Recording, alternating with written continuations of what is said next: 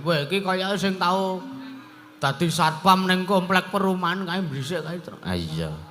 Lho kok awake cilik. Mas aku dhisik ki awake ya koyor padha aku kae. Malah aku wis dadi satpam ki pas awake isih cilik. Mula ki nek turu ki nganggo wayahan. Turu mangsa kulehku nggugah kowe iki ya ora aku getak ki ora.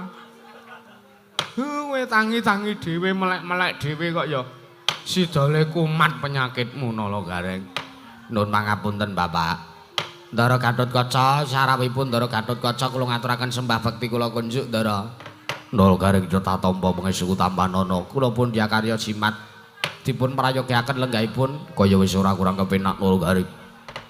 Ndara Antarja wilujeng rawipun slamet Nala Gareng. Kula ngaturaken bekti kula kunjuk ya tak tampa pangestune Antaraja Tampanana. Sampun kula pun diakarya jimat. Weh, Brother Antasena. Heeh. Ngaturaken bekti kula kunjuk Ndara Antasena. Nala Gareng tak tampa wah jan kowe kok saya suwe ndasmu saya cilik saya ilang. Nggih kahanan urip wong urip tengen kahanan desa Karang Pradisan. Tur niki Karang Kadempel nembe ekonomine nembe melarat Kak Ndara. Golek panganan napa-napa angel, adol beras ora payu, dimasak ya ora enak. Arep tuku napa-napa sakniki sarwa-sarwi regane dilarangke. Ha iya, luwih-luwih pertalit jarene ajeng dihapus niki rak saya ngrekoso ta kula. Kahanane wong kere kaya kula niki rak nggih saya ngrekoso ta Ndara. Ha iya ya wis terima-terimakno Nala Gareng. Diterima-terimake disyukuri wae apa enenge. Anggih, bekti kula kunjuk tak tampa pangestu Tampanana. Sampun nganget kamu kawula mundi, mugi sekecaken lenggahipun Ndara Antasena kaya ora kurang kepenak Nala Gareng. Weh jan Ndara Rimbiatmaja kula ngaturaken bekti kula kunjuk Ndara. Petra kantong bolong tak tampa pangestu Tampanana Pandakawan. Nggih sanget anggen kawula mundi kaskecaken kaya ora kurang prayoga. Ndara Antarja kaliyan Ndara Antasena kula ngaturaken bekti kula kunjuk pangestu Tampanana. Pangestu Tampanana Petra sanget kanggen kawula mundi Ndara. Matur sembah nuwun wah jan. Lah kok priagung-priagung padha rawuh ning Karang Kadempel ki ya, Pak. Piye Petra? Beda karo adat sabene. Iki priagung-priagung lancur-lancur Pandhawa rawuh mrene iki wah mbabar gondo arum ambune wangi banget. Kadang kala ning ngemper iki ming ambune telek pitik tok. Iki priagung-priagung sing padha rawuh kok ambune wangine ora jamak ya, Pak. Karang Putra Nalendra ki ya lumrah Petra. Awake dhewe ki ming kawula cilik dadi parfume awake dhewe ki ya ming telek pitik ngono-ngono kuwi Petra. Ambune kandang wedhus, kandang sapi ngono ki kanan desa wis lumrah tole. Nggih, Pak. Iya. Kuwi duwer ki kon mbagekke. Gong. Mbagekke wae.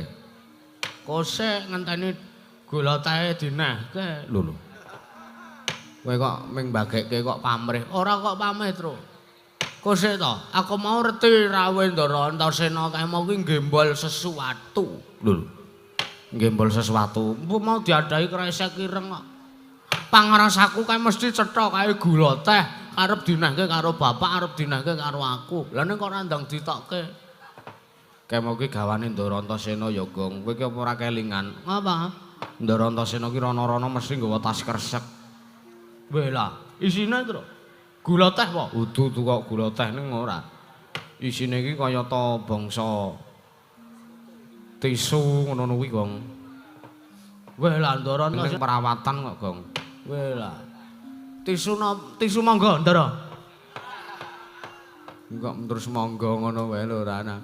Ndara Gatotkaca, Ndara Antarja, Ndara Antasena bekti kula kunjuk. Bagong tak tampa pangestu Tampanana, Bagong tak tampa pangestu Tampanana. Tak tampa Gong pangestu Tampanana. Pun kula pun diakarya jimat. Ngono wae ben singkat dipun prayogaken anggenipun lenggah Ndara. Kaya ora kurang prayoga, kaya ora kurang prayoga, kaya ora kurang kepenak, Gong. Nuwun sewu Ndara. Damel kaget penggalipun inggih menika ingkang abdi pun Semar Badranaya teka dinten sak menika rawuhipun Ndara-ndara ancur Pandhawa sengkan-sengkan tanpa pepoyan. Enten wigatos napa Ndara? menawi kepareng tumunten kawedharing kathah. Nanging menawi wadi kula dherekaken wonten ing ruang tamu mengke saperjagong catur netra kaliyan ingkang abdipun Semar Badranaya Ndara Gatotkaca. Siwa Semar, wonten timbalan. Aja kaget pratane lancur-lancur Pandhawa wektu dina samangka iki ning Pedhukuhan Karang Kadempel. Yektine aku mung arep nanjake babagan kahanan sartane sasmita ingkang wis ditampa dening lancur-lancur Pandhawa. Kawontenan ingkang sampun dipun sandhang dipun tampi dening para lancur-lancur Pandhawa. Iya, wa. Jalaran telung bengi kepungkur oning dina utawa malam sukara kasih. Aku ya Gatotkaca iki nyumpena sartane ndak rasa iki pancen wujuding sasmita saka Siwa Badranaya. Mergo aku nyumurupi Siwa Nayantaka mangku wujude Sang Hyang Candra utawa Sang Hyang Rembulan tangi saka nggonku Nendra. Aku krungu jago ingkang kluruk teges wektu nandhake wis parak esuk teges ngimpine Gatotkaca kuwi wektune tiba puspa tajem utawa kadurdasi. Mula banjur aku nganti kelawan Kakang Mas Antareja jangkar bumi. Aku nanjake werdine kelawan Kakang Mas Antareja jebul tinemune Kakang Mas Antareja uga nyumpena tanpa beda kaya dening kang wis tak tampa. Sartane uga nyumpena nyumurupi Siwa Nayantaka mangku Sang Hyang Candra Sang Hyang Rembulan. Banjur bingung antarane aku kelawan Kakang Antareja kudu mangerteni apa kang dadi werdine. Teka kaya mangkono kahanane Siwa Badranaya jroning pangimpen. Tumuli aku kelawan Kakang Mas Antareja nimbali kelawan pratane adiku Antasena. Jebul tinemune Antasena uga nampa sasmita ingkang tanpa beda kaya sing wis ditampa dening Gatotkaca apa dening Antareja. Pramula suwane Gatotkaca salancur-lancur Pandhawa iki aku mung arep nanjake janjane Siwa Nayantaka kuwi ning apa sartane Siwa Nayantaka kuwi dipenggayuh apa.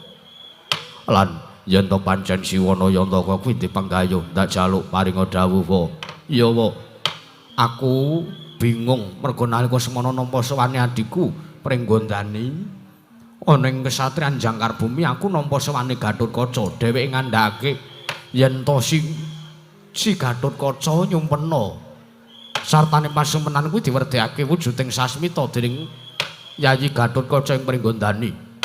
Merga nyumurupi ya kuwi Siwa Nayantaka ingkang mangku wujude Sang Hyang Candra Sang Hyang Rembulan. Pramila banjur gandeng aku lan Yayi Gatotkaca bingung banjur sowan ngresani Yayi Antasena. Tumuli Yayi Antasena uga bakal nanjake malah wektu dina iki wis dikandhi ana ing Padukan Karang Kadempel.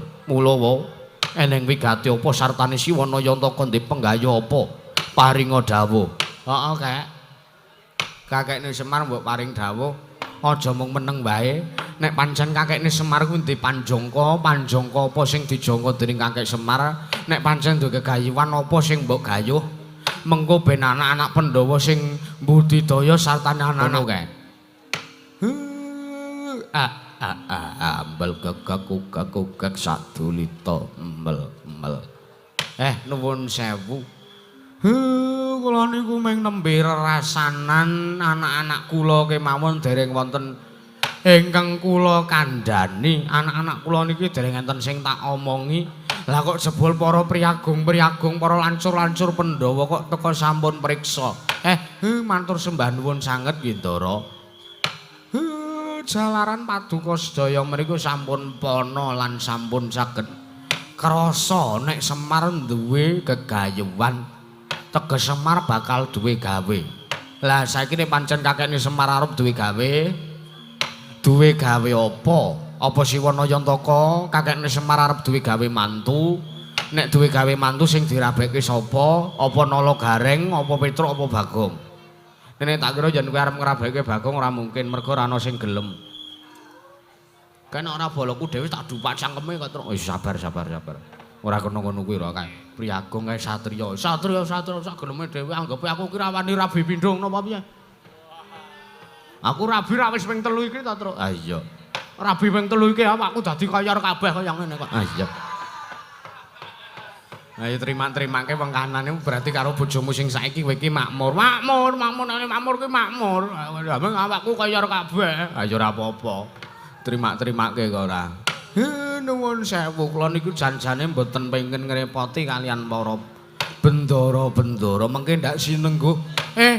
Ana wong sing ngomonge Semar kae ming kere, Semar kae ming kawula cilik. Ning atase mung arep duwe penjangka kuwi penjangkane ming sepele mung karo bendara-bendara kuwi elek timen Semar kae wis kere ngrepoti ora gelem ngupadi dhewe mengke kula malah sing isin kula Ndara ora kek yen to kakek Nena Yantaka duweni panemu sartane duwe panjangka sing kaya mangkono duwe ego sing kaya ngono ndak luputke teges apa pangiguhe Semar Badranaya utawa kakek Nayantaka ki kleru nek sampean ngendika kaya ngono. Merga ngene, lancur-lancur Pandhawa ki arep ngaturke dharma bekti karo Siwa Nayantaka merga ngelingi lawan labuhane kakekne Badranaya nalikane karo para Pandhawa isih urip. Sampeyan sing tansah gula wentah ngetutke momong karo wong atuhaku para Pandhawa. Wiwit kuncung nganti gelung, wiwit jambang nganti claprang kuwi sing momong ora liya ya kejaba ya mung Siwa Badranaya utawa kakekne Semar ing Karang Kadempel. Pramula aja ngasih mengko ana ingkang nyenggo sartane aja ngasih ana sing ngarani, "Wah, lah kaya lancur-lancur Pandhawa dhisik wong atuwane iki dimong karo Semar bareng si Semar duwe gawe kok kae lancur-lancur Pandhawa ora ngerti karo lelabuhan. Lah kok lancur-lancur Pandhawa ora duweni rasa tepa slira. Kuwi mengko malah aku ya sing isin wae. Lah mula nek sampean duwe gegayuhan marata diake paringa dawuh, sampean arep duwe gawe apa, mbutuhke prabeya apa, mengko anak-anak Pandhawa sing saguh ngupadi sartane sing saguh budidaya wae. Ngono kuwi wae. Monggo ature Antasena mewakili Forkompinka lancur-lancur Pandhawa anjar ingkang muswita rum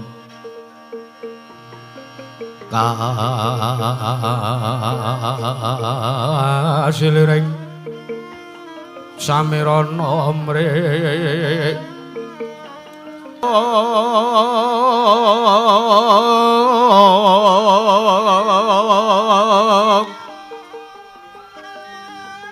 sekar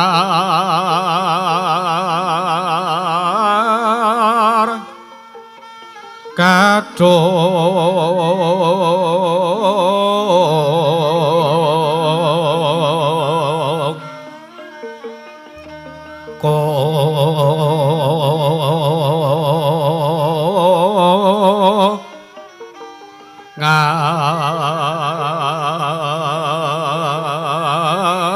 Kandanyo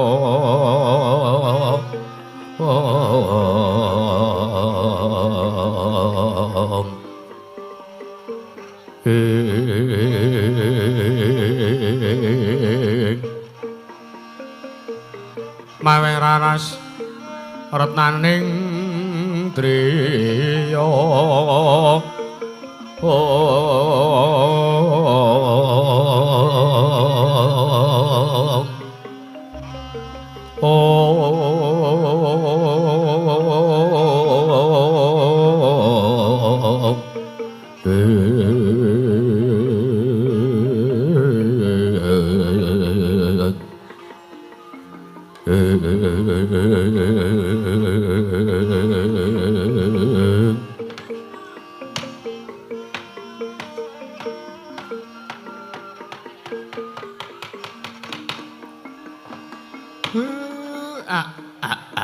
ambel gegek sadulita mel-mel Ndara.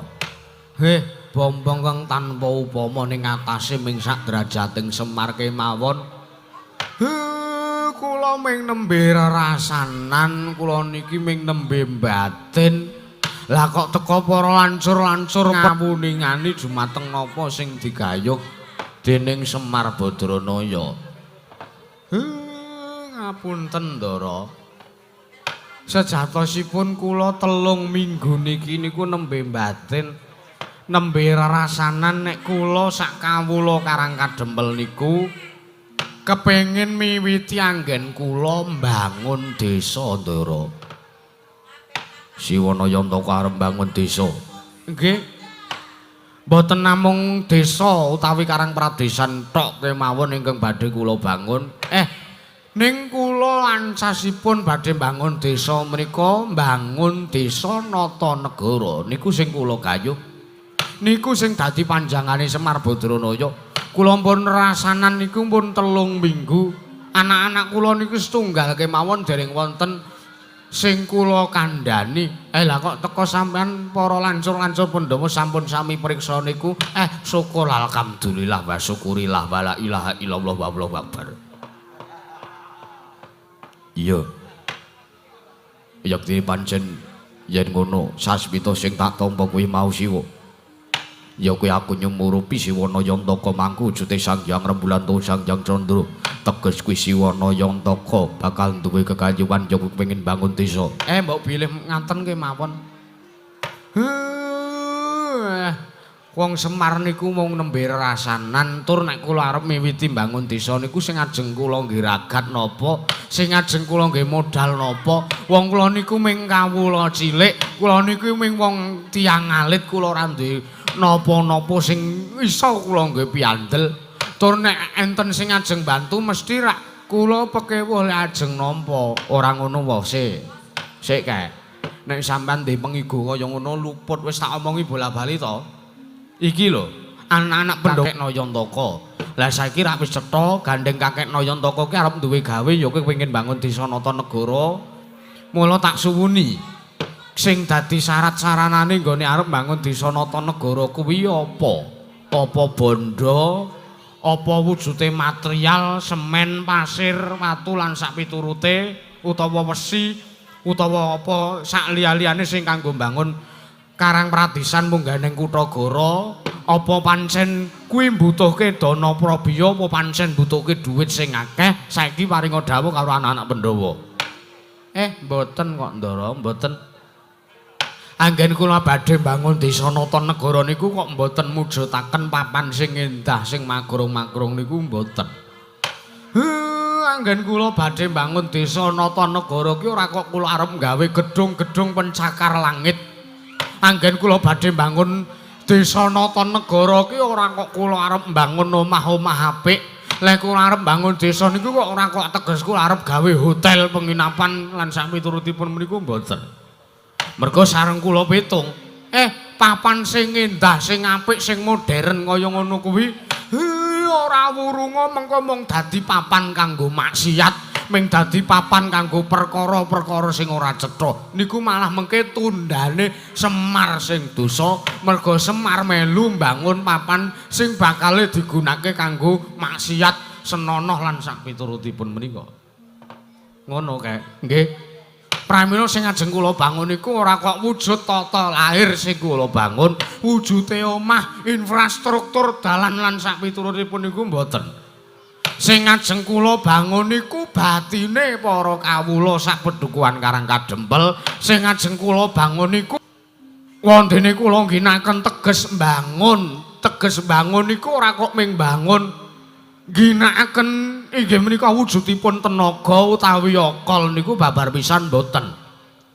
Ning tembung bangun niku ming sanepa, tembung bangun niku ming sasmita, tembung bangun niku cara-carane ming pengalian. Kamangka sing ajeng kula bangun niku senes kok tata lahir sing ajeng kula bangun, ning sing ajeng kula bangun niku tata batin teges pakartine para kawula.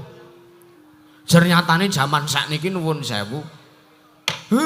Kathah kawula cilik teng Pedhukuhan Karang Kadempel sangka wangele ekonomi teng Pedhukuhan Karang Kadempel niki ngantos wong arep mangan wae direwangi nyolong pitik niku lho wong arep mangan lho direwangi nyolong pitik sangka angele le golek pangan. Kamangka nuwun sewu le nyolong pitik niku ora kok njur pitik iki arep didol, ora kok njur pitik iki arep dipek dhewe terus disabungke niku mboten. Pitike mung arep dienggo makani anak bojone, mung arep dienggo mangan sebate. Wonge ya teka. Paseban iki tiyange sing nyolong niku ya teka. Lah kok konangan kalih Nayaka Praja Punggawa Negara Ngamarta maling pitik niku kok Kula ora tegel nek nyeritake. Ning atase ming maling pitik ajeng nggih mangan sebate sak kula warga kok digebuki nganti niki seminggu opname teng rumah sakit. Nganti niki nembe bali esuk wau dereng patiya waras kepeksane niki numpak kursi roda niki. Rawuh teng pendopo peduan Karang Kadempel. Niku lho, ming wong sak nyolong pitik kok dihukum nganti kaya ngoten. Kok dihakimi masa kalian Nayaka Punggawa Negara Ngamarta nganti kaya ngoten. Mbok nek arep ngebuki nek arep mentung iki mbok yo pejabat-pejabat sing do koruptor nyolong pitik ming arep dienggo mangan sekeluarga niku ming butuhe pribadi. Beda karo Nayaka Punggawa Negara Ngamarta sing nuwun sewu niku sing pun wagingsir pakartine sing pun malik tingale. Niku ngantos wani ning atase teng negara Ngamarta niku pun kekucah pun keceh bondo donya ngantos wani mangan bondo donyane kagungane tiyang kathah niku nuwun sewu niku ra grantes atine Semar Badranaya niku pramila sanes kok wujude papan sing magrung-magrung sing ajeng kula bangun ning morale para kawula lah lajeng membangun moral menika mboten betaken dana prabiya, mboten betaken narta, mboten betaken dhuwit, nanging betaken syarat sarana. Iya, Siwana Yantaka iya. Yen to pancen butuhake syarat sarana, syarat saranane apa nadyan to kuwi dudu kok wujude brana picis. Nadyan to kuwi kok dudu wujude ya kuwi bondo donya, mesti bayan anak Pandhawa sagung gayuhake. Ah niki nganten. Syarat sarana sing ajeng kula aturke niki nek sampeyan saged nggayuh mergo sampeyan pun saged utawi sampeyan pun kebacut sago nek sampeyan kersa sumpah menawi badhe sabiyantu kan apa sing kula gayuh wis gage paringa dawuh kek angele dikaya ngapa najan tong ibarate kudu munggah gunung nyemplung segara nek pancen kuwi dadi syarat sarana nggone bakale kapurwakan utawa tegese bakal kapinangkan saten kasembatan sing digayuh dening Siwana Yantaka anak-anak Pandhawa sagung gayuhake. Ah nggih Ndara Antasena. Iya kek, paringa dawuh. Miturut sasmita sing kula tampa wau dalu rana telu-teluning atunggal.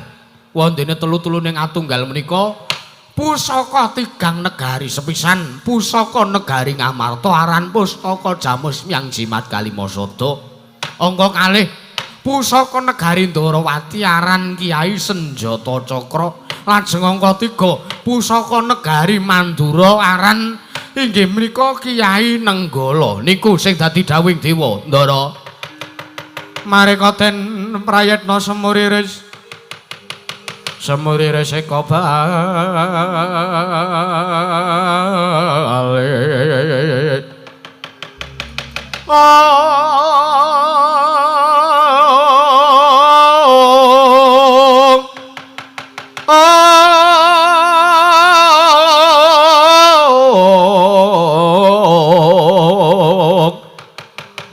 Tetyani kantayani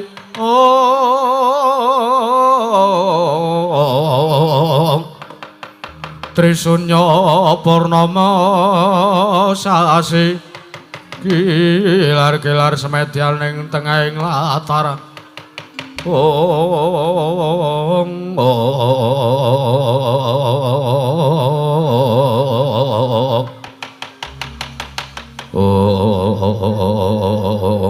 Tidhemadane kawontenan pendhapi padukan Karang Kadempel dadi tintrim kawontenane nenggih Sang Raden Gatotkaca Sang Raden Antaraja Mrawati Sang Raden Antasena nggih para lancur-lancur Pandhawa sami midhangetaken atur pangandikanipun Sang Lurah Semar Badranaya tinampi dening Sang Raden Gatotkaca nalika semanten dadatan mobadatan musik nginang durung abang itu durung manjing dasaring pertala kasaru geger jaba yang arsa tangkeping murku paseban para amuk apa to kang dadi darunane ora nemacana wedi gajah medhot saka wantilan kejawi amung samanipun nalendra saking tlatah sabar kewonten minggah manjat pancaniti miyas sanggaring para kawula gaya-gaya kaya bareng wanti nanggap ari kagiat Sang Lurah Semar Badranaya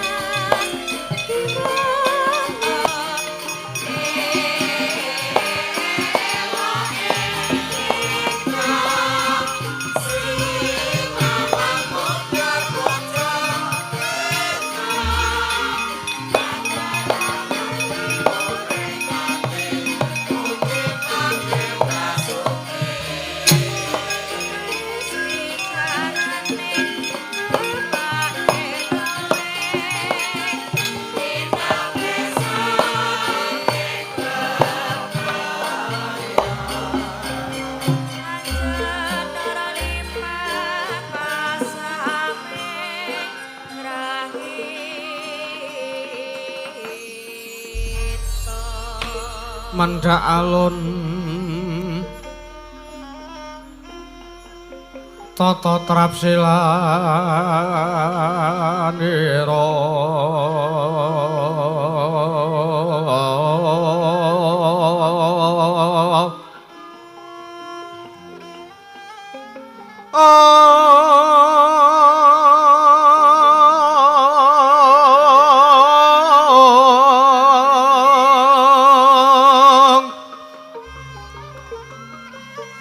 ngejamaken astanira kalih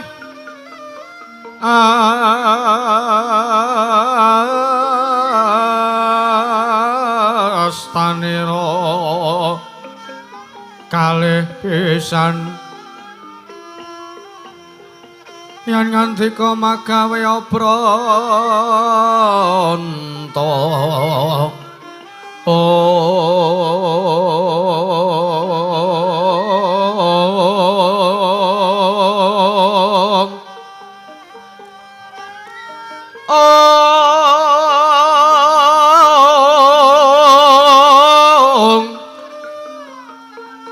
yen ngandika magawe pranta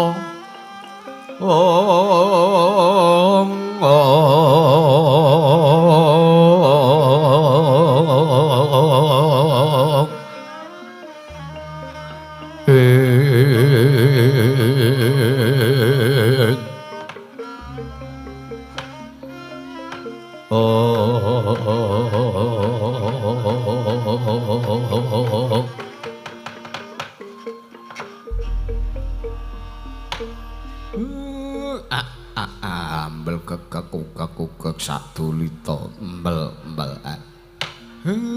role nala gareng wonten dawuh Rama urung ngasih aku rampung leku matur ana ngersani ndara lancur-lancur Pandhawa lah kok iki dumadakno Nalendra sing rawuh ning Pandhapa nala gareng iki kancamu apa kepiye sik wah dudu Pak senes niku senes rencang kula tur kula ya ora kenal nek kula titik saking busanane niku ratu saking tlatah Sabrang Pak lho niku wah jan suwenge sak genter biasane iki suwenge teng glenter ya iki suwenge sak genter biasane Petruk sing duwe kanca-kanca ngoten niku Petruk iki kancamu apa piye Mugimen apa ya ki ya kok Mugimen piye kancamu apa dudu Petruk senes Pak kudu kula ora duwe kanca kaya ngoten niku wong kanca-kanca kula niku ya sandangane apik-apik ning senes Nalendra nah niki sandangane apik ning niki Nalendra kula mboten tepang niki sinten niku Pak Bagong mbok menawa sing kenal coba tak sawange kowe iki kaya sing tau dadi satpam ning komplek perumahan kae mbrisik kae iya lho kok awake cilik mas aku dhisik ki awake ya koyor padha aku Malah aku wis dadi satpam ki pas awake isih cilik kok, Gong. Lah iya. Wah, kaya iki terus. Lah iya. Jajal jenenge cocok apa ora? Lah iya. Ben ditakoki bapak. Didangu wae, Pak. Rawe Nalendra ki mbok menawa ana wigati. Ha iya. Engko nek apa ki jenenge Rawe Ratu ki arep nggawa kabagyan, arep nggawa katentreman, mbok menawa arep ngejokke proposal. Sampeyan ya kudu le nanggepi kudu apik-apik. Ha iya to Le. Ning engko nek Pandhawa. Tak kira kowe sing arep nandangi. Emoh. Aku ki ya mung dapuk MC. Nek ana perkarane sing geger aku engko sing gelut ndara-ndara lancur-lancur Pandhawa.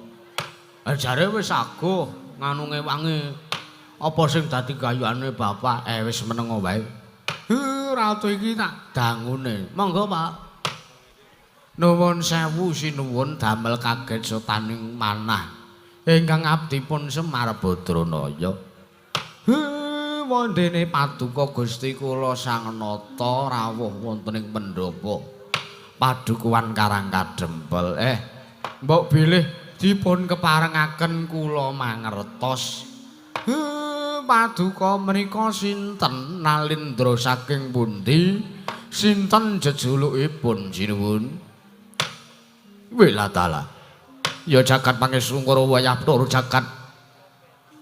Ya bandaku ya donyaku ya amal-amalku dhewe. Niru karane dosamu kok to. Ha ben Ratu sugih mbok menawa sugih. Mengko dhisik sadurunge aku nepungke kelawan awakku. Mbok menawa sisip sembire aku sowan.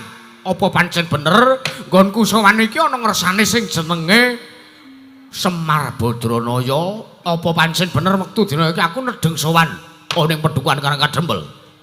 Nuwun sewu, paduka nanjiaken Semar Badranaya. Nggih, kula niki Semar Badranaya. Walah dalah. Lah dalah yo Semar yo. Yen ngono ora sisip sartane cocok. Mergo aku wis kekalangan Malayonge dari jagat golek ana ngendi sing jenenge Padukuhan Karang Kadempel. Lan sejatine kaya ngapa to sing jenenge Semar? Wah, tak kira ki Semar ki priyayi agung, tak kira Semar ki derajate Nalendra. Bul ming ngabrakan kaya ngene to Semar. Nggih Semar niku ming pamonge para Pandhawa. Semar niku ming batur. Kula niki ming Panakawan. Yo ora dadi ngopo Semar, ora dadi ngopo. Nasata mbok menawa rada gawe gelo penggali ingsun merga ing maune sekawit aku ngira yen to Semar ki derajate Nalendra. Saora-orane Semar ki derajate satriya utawa pendhita, jebul ming derajate kawula cilik. Ya wis ora dadi ngopo Semar, ora dadi ngopo. Nggih. Paduka sinten sinuwun? Tepungake Semar. Tani karo panjenengan ingsun. Ya aku iki Nalendra saka tlatah Sabrang, ya Nalendra ana ing negara Pranggolan Jagat. Nalendra ing Pranggolan Jagat. Ya Nalendra ing Pagerwaja. Ya Nalendra ing Pagerwaja. Ya. Jejulukipun sinten sinuwun? Ya aku iki sing jenenge Prabu Pinten Manik Mandaya. Pinto. Pinten, Gong. Sapa? Pinten Manik Mandaya. Prabu Pinten Manik Mandaya. Pinten Gusen yae kan. Udu ora ngene ora.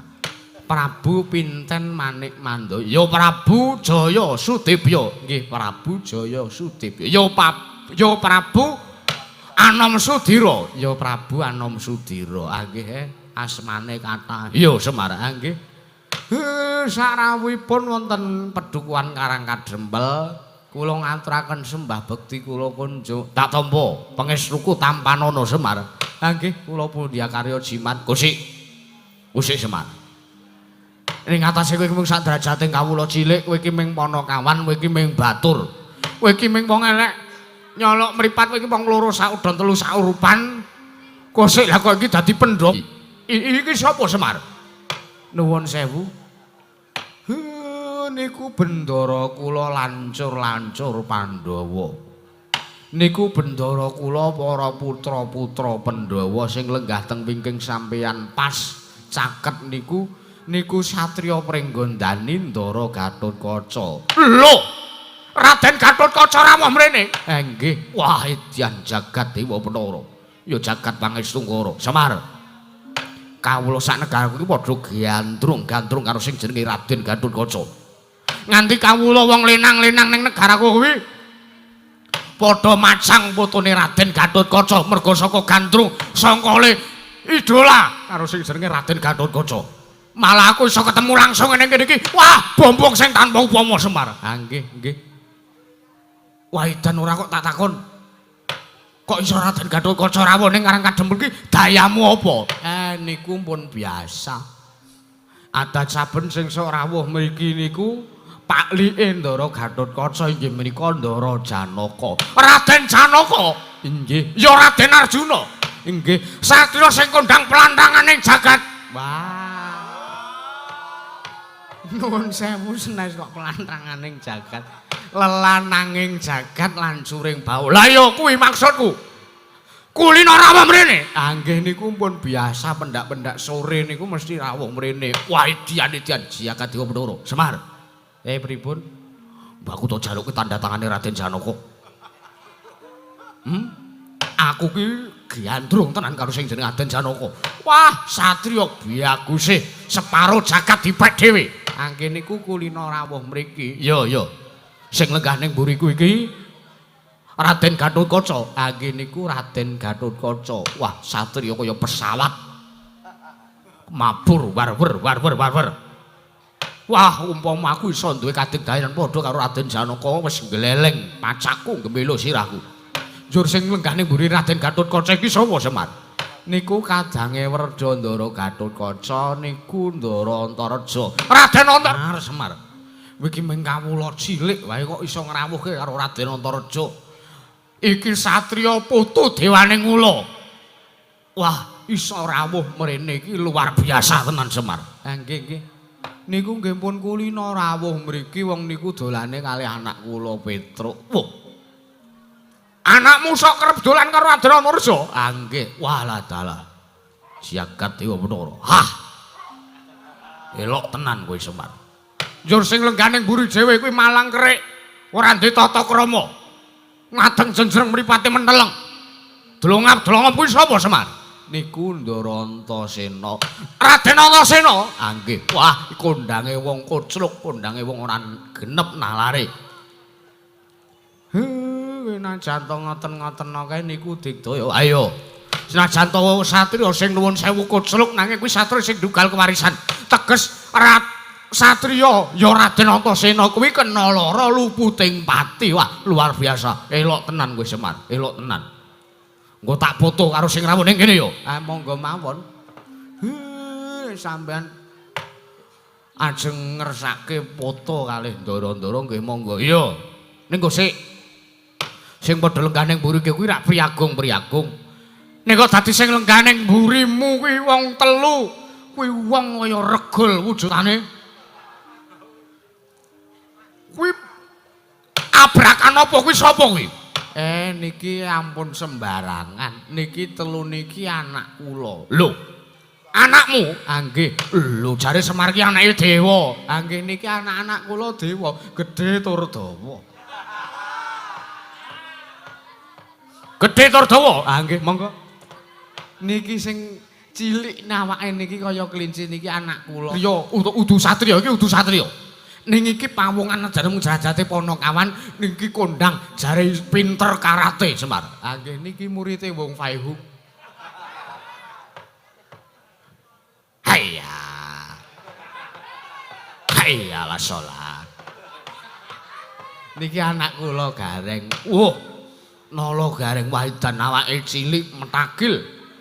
Metikil ming sakmono ning kok. Wah, kadigdayane ngedapi-dapi. Sing gedhe dhuwur irunge dawa kaya sapa Semar? Niki anak kula pun Petruk. Petruk kantong bolong? Nggih. Prabu Belgedual Beh sing tau dadi nalendra teng negara pundi nika? Ah nggih niki anak kula. Niki anak kula. Petruk kantong bolong. Wah, jagat Dewa Bathara. Piyai Wasis tur ahli kerawitan. Semar. Pripun? ngerti koleksiku ning kedaton negara ya negaraku ning negara Pagerwaja kae isine ya mung kaset pitane suarane Ki Petruk Kandrong Bolo. Niki elek-elek nggih dalang. Lho, dalang kok. Ha nggih. Wah, tak kira ming penggirong, tak kira ming wiraswara. Aku kelingan nalikane Petruk Kandrong Bolo ki nek wiraswara mesti dalange lagi omong dipedhot karo sing jenenge Petruk. Ah nggih niki tiyange. Niki nek kancane turu diotak-otak, ning nek dheweke turu kaya merdika dhewe. Mbok ya ora ngono kuwi to Mar mirang-mirang ke ora. Niki anak kula niki pun dangu teng Laladan Jakarta dadi ya logate campur-campur. Lho ngono Semar ah nggih. Terus sing mburi dhewe kuwi. Sing mburi dhewe sing matane amba cangkeme jembar kuwi sapa? Niki menungsa padake pepethingane para jem. Aku Bagong sinuwun. Ki Lurah Bagong. Heeh. Wah, dagelan kondang. Aku seneng nalikane Lurah Bagong ki nembang caping gunung mesti nganggo jola-joli. Mesti ana sing jenenge apa ngono kae. Ngene kotek kula. Kula niki Bagong niki kula niki. Wah, iblis lanat Semar kowe ndek anak telu elek-elek kabeh wujute kok kondang kabeh Semar. Ha nggih. Sangka kula niki nggih ming kangge pripun nggih? Sedaya niku sampun wahyuning Ilahi, sedaya niku sampun peparinge Gusti kang karya jagat. Ayo Semar kudu dipertahanke Semar. Ha nggih. Nuwun sewu. Rawuhipun sinuwun Prabu Pinten Manik Mandaya rawuh wonten mriki menika. Wonten wigatos napa sinuwun? Ngene Semar. Sejatine sowan kono ngersamu iki sepisan aku arep tetinjo marang karjan kawula sak pedhukuhan Karang Kadempel. Utamane aku arep munjung ngaturke bekti senajan to derajatmu ki ming batur, senajan to derajatmu ki Ponokawan. Kowe iki ming wong kawula cilik, nanging aku pengin ngaturke bekti kelawan kowe. Tampanono Semar. Kula tampi dawah sami-sami. Yo. Dungka mongko loro. Apa to sing dadi jalaranan sababe teko aku ngaturke bekti kelawan Semar Badranaya? Ora liya aku kepengin jaluk sak biyantu kelawan kowe. Mula sowanku iki aku njaluk ngapura yen to aku tanpa tata krama. Mergo kowe iki derajate wong kawula cilik, aku ki Nalendra. Wis sak lumrahe jamak lumrahe menungso. Nalendra karo kawula alit kowe kudu ora kena kok sing jenenge ngabekti, ora kena kok sing jenenge duweni unggah-ungguh basa. Ya mung aku ngaturke bekti karo kowe mergo aku ning penanggolan jagat ya Prabu Pinten Manik Mandaya, ya Prabu Jaya Sudibya. Nggih sinuwun. Ya. Aku ki bingung. Semar. Aku bingung banget.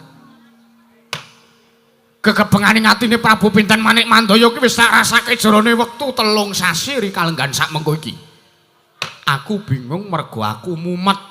Leh bicarane aku bisa maloyake praja negara panggulan jagat sing wis ana 3 candra ketaman pagebluk. Oke kawulaku sing padha esuk lara sore tekaning mati. Sore lara esuk ketiwasan oke banget. Sartane ana ing negara Paranggolan jagat larang udan larang mangan Semar. Kaya ta dene pindhane negara ke ketaman Melayu Jawata. Mula gandeng wong akeh padha nyebutake aku ya mung gunake ilmu jarene Semar. Jarene kowe iki wong sing sekti, jarene kowe iki wong sing pengpengan. Jarene wong akeh kowe iki najan to ming batur, jarene kowe iki Ponokawan Titis Sang Hyang Bathara Ismaya. Teges dewa ya Sang Hyang Ismaya sing lenggane Padukuhan Karang Kadempel. Apa pancen bener Semar? Kula niki nggih ming tiyang biasa sing ngundhange kaya ngoten niku nggih ming wong sing do sangkale pengin gedhek-gedhekke kali Semar, sangkale pengin ngemblek-ngemblekke kali Semar. Nek janjane kula niki nggih ming wong biasa. Kala mangsane kula sak dikon nyuwuk wong meteng, terus kalau mangsane kula sok dikon nyuwuk bayi nangis, mbokne tesih nom bayine nangis wae. Bayine kan ngambung kalih kula mboten niki sing kedadi ambung mbokne men bayine gelem meneng. Kowe. Ha iya. Ngertine dalange aku. Ha iya. Aku kon ngambung bocah. Bayi. Ha iya. Mbokne isih enom tur ayu banget kae. Atik ora mbokne wae ya mirais. Iki mengarep modus. Kula niki nggih ming kawula alit, kula niki ming titah swantah jalma limrah kok sinuwun. Ora, nanging aku percaya. Yen terjadi niku sing bakal bisa malihake praja negaraku ya ning negara ing Pagerwaja ya ing negara Pranggulan Jagat. Semar. Kondange akeh nyebutake. Aku mbok tak njaluk dawuhmu. Aku njaluk dawuhmu malah kepara kowe kersa rawuh. Tak boyong ning negaraku negara Pagerwaja ya negara ing Pranggulan Jagat. Ora ketang 3 dina kowe nginepa ning negaraku. Sawangan kanane para kawula. Kepiye kira-kira kowe sago apa ora? Monggo yen to wis negaraku wis wali nirmala jati-jati kemah mulya, kowe tak sumanggake supayane kowe kondur ning Pedukuhan Karangkadempel. Nanging balimu ning Pedukuhan Karangkadempel kuwi ora kok mung kowe bali wong tok kuwi babar wisan ora.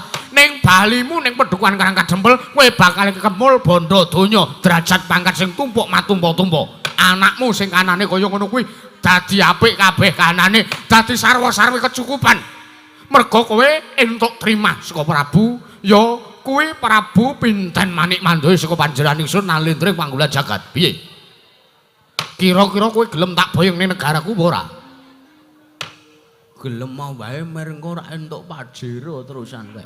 Ora. Sole Bagong kosek aku ki ora blereng karo bondo donya. Aku ki ora blereng, ora sulap karo derajat pangkat. Nek pancen kirane kuwi apik tumrap Semar Badranaya ya tak lakonine nek mbok menawa mengko mung bakal gawe tumpangsuh kalan apa sing tak gayuh. Ya ora iso tak pinanggani. Semar ki mengko ki ana alesan.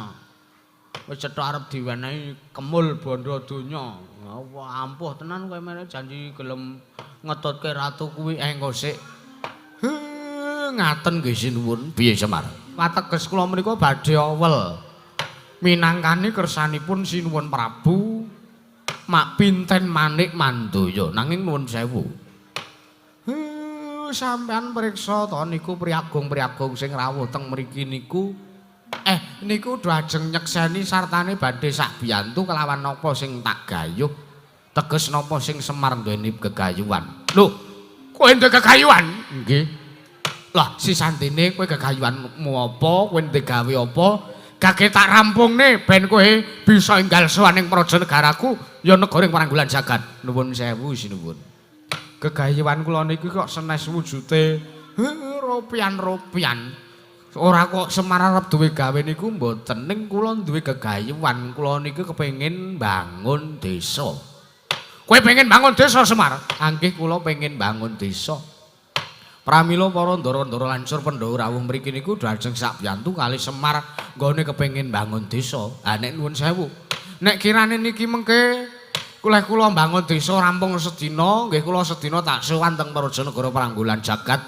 Nek rampung seminggu tak sowan, nek rampung sasi tak sowan, nek rampung setahun tak sowan. Wondene nuwun sewu mboten wonten rampungipun. Nuwun sewu lho sinuwun. Karang niki karang pradisan mboten saged kula tinggal. Paripaksa nek mboten rampung, mboten iso rampung napa sing kula gayuh, kula kepeksane mboten saged sowan ten negara Pranggulan Jagat. Sinuwun Prabu Pinten Manik Mandaya. Kagiatrisang kapirang urinang kul kinempet kempet. Dosang retaning bawana.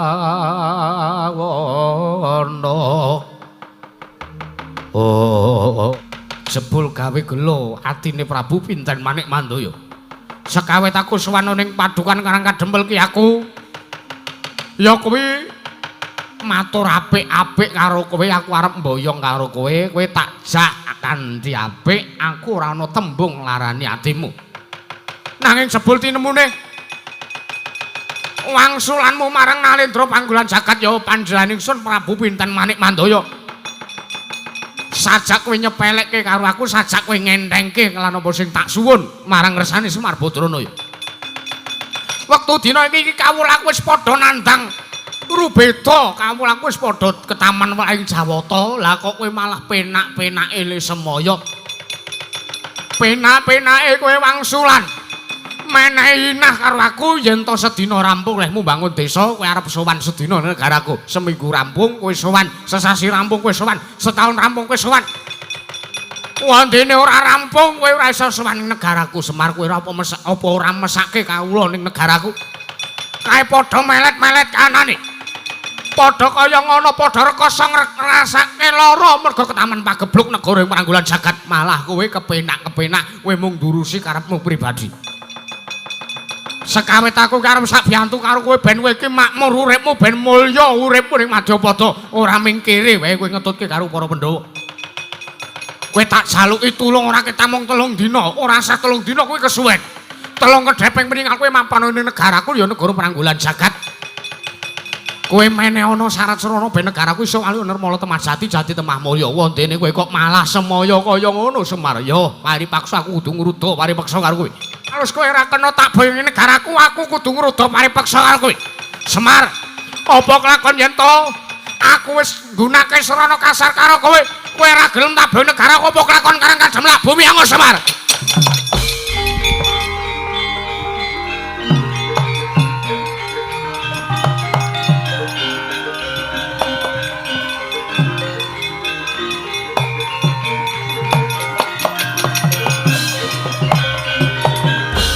Jaja mentap lir kirentap tuka yayasine pi netra koncak ngondarandir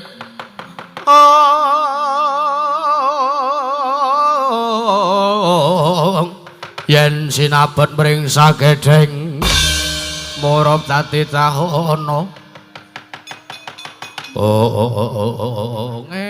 Bagong kowe arep ngopo tole wis aja malang kerik kaya ngono aja murang tata patrapmu kuwi Nalendra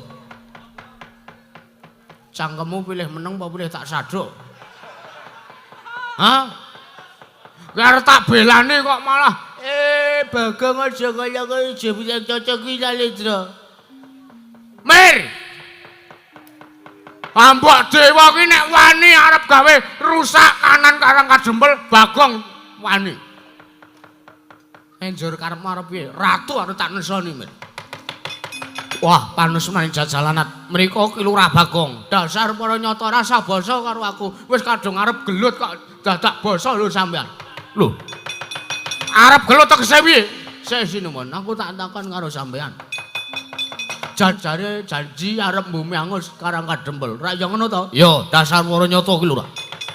Wong nyatane wong atuamu ya bapakmu sing jenenge Semar Badranaya kae. Ora gelem tak boyong ning negaraku, ya negara Pranggulan Jagat ora gelem menehi syarat srana waluyaning praja. Negara ing Pranggulan Jagat ya negara Magerwaja. Mas, tak jarwane ya, sampean ki Ratu Sabrang. Monggo sak gendakan iki sampean ki lagi sowan ning tanah Jawa. Hukume wong urip ning tanah Jawa ki nek nyilih disilihi ngaturke panuwun, wondene nyilih ora disilihi ya wis ora kena meksa. Hukume adile wong urip ning tanah Jawa kuwi nek takon diwangsuli, nek takon ora diwangsuli ya wis sampean ora kena meksa, sampean ora kena tumindak sing ora prayoga. Monggo sampean mau wis omong karo Semar, sampean wis takon karo Semar.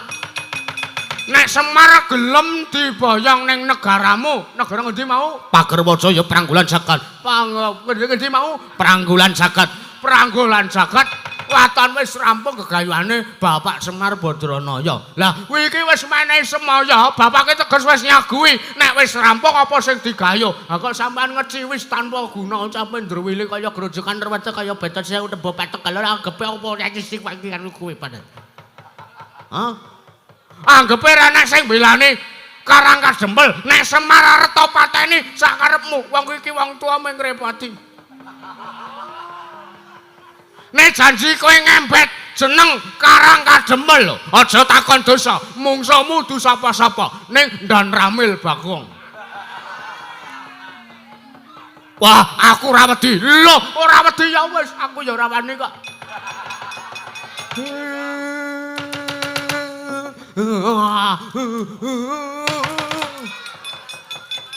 Menungso kok sak geleme dhewe ora terus Bagong terus belanono. Aku ora arep belani karo kowe.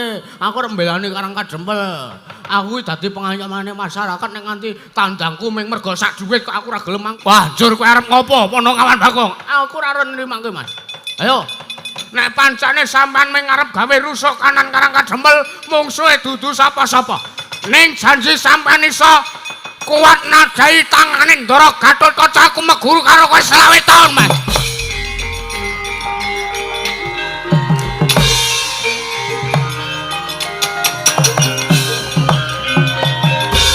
Mari jajalanat menungso ratatanan ngrasani karo Raden Gatotkaca hi Prabu Pinten Manik Mandaya aja mung tekan cukup semono kuridamu kowe iso nglangkai kuandare Gatotkaca kudu iso mboyong kagane Semar Badranaya Kang sare Kang Kakang Gatotkaca sare Kang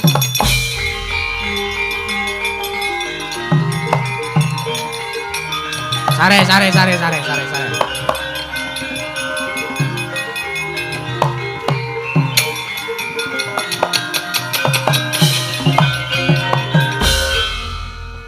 sing ngakon nglarak ratu kae mau sapa?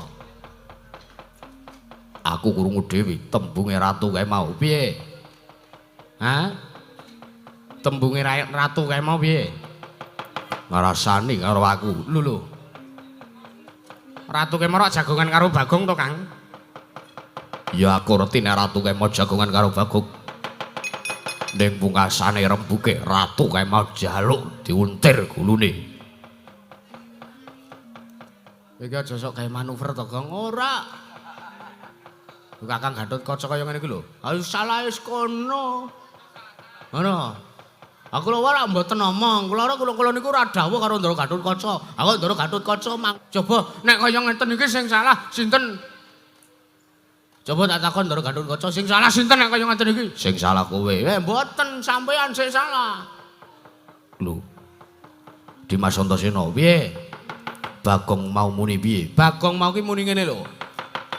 Sumbar karo ratu kae mau. Prabu Pinten Manik Mandaya nek mancen kowe berguguk utawa waton arep mboyong karo Semar Badranaya janji kowe iso kuat nadai tangane Raden Gatotkaca meguru karo kowe 20 taun. Ha sampean kok mangkat.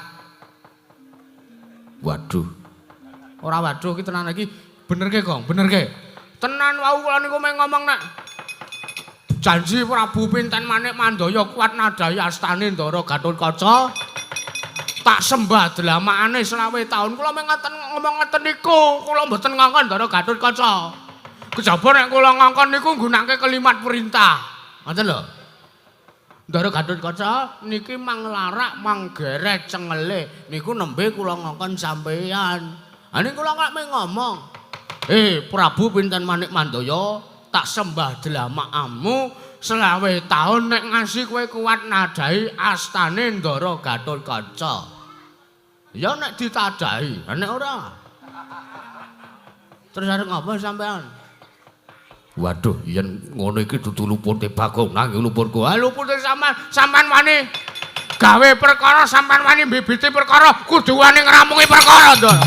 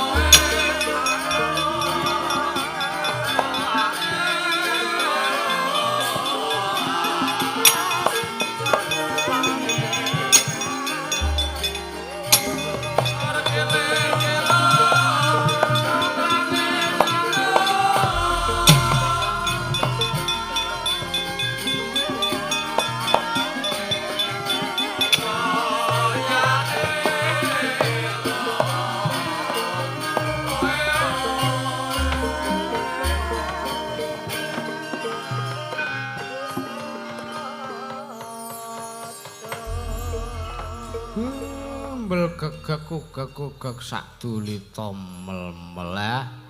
Bagong meneh. Kowe ora trima ndek anak aku tak nglalu apa piye? Mangsaku wis ngono aku. Pripane iki Antasena? Ambuh pikiran dhewe. Wis sing wis gawe perkara ora. Lho, ngene lho Mir, aku ki niatku ki arep mbelani Karang Kadempel, ora kok golek ayemku dhewe iki ora. Reti aku dole. Aku ngerti. Janjane karepmu ki mung arep nglabuhi karo wong tuamu, janjane karepmu ki apik ning kala mangsane papane lehmu mapake kuwi sok ora bener, kala mangsane lehmu mapake wektu kuwi sok ora trep, sok ora pas. Lah tak pas-paske obah wae monggo.